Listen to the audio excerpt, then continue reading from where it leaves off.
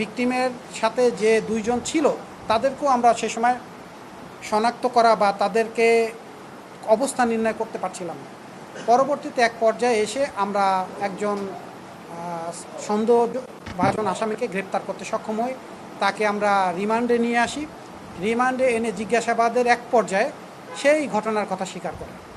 তার তথ্যের ভিত্তিতে আমরা আরেকজন আসামিকে গ্রেপ্তার করি, তার নাম হচ্ছে সাইফুল ইসলাম। আর আমরা প্রথমে যে আসামিকে রিমান্ডে নিয়ে এসেছিলাম তার নাম হচ্ছে শাহজালাল সরকার।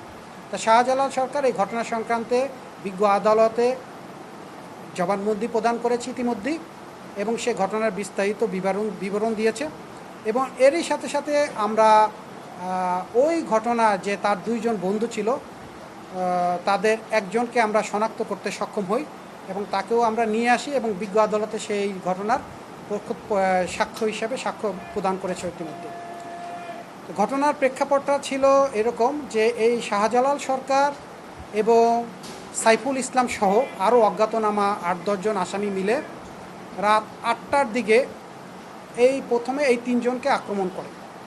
এর ঘটনার আরও আধা ঘন্টা আগে এদের মধ্যে একজন অজ্ঞাতনামা আসামি এই রিপনের কাছে এই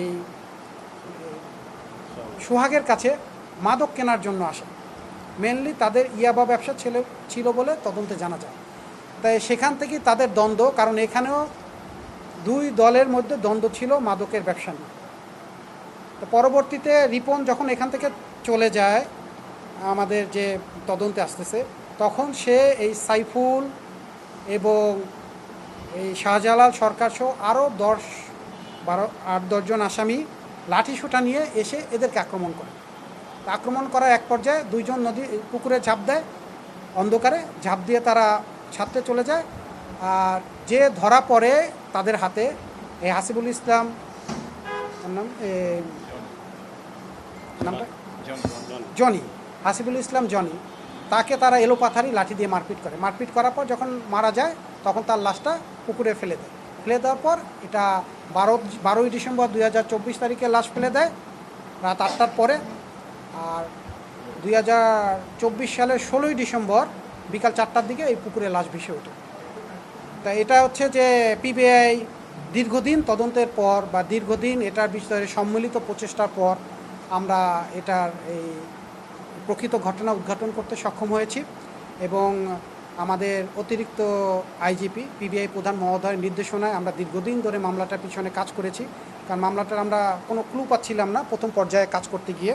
যেহেতু মোবাইল নাম্বার পাওয়া গেছে আরেকজনের কাছে, ঘটনার প্রেক্ষাপটের পর আসামি এবং তার সাথে বন্ধু উভয় পক্ষই পলাতক ছিল, যার জন্য প্রকৃত ঘটনা উদ্ঘাটন করা একটু দীর্ঘ সময় লেগেছে।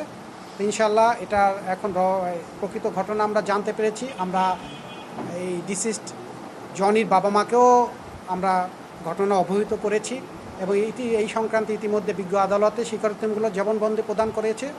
আমরা এটা নিয়ে ফার্দার আরও ইনভেস্টিগেশন করছি এবং অজ্ঞাতনামা যে সময় আসামিদের নাম আমাদের কাছে এসেছে আমরা তাদের জন্য গ্রেপ্তারের চেষ্টা অব্যাহত আছি।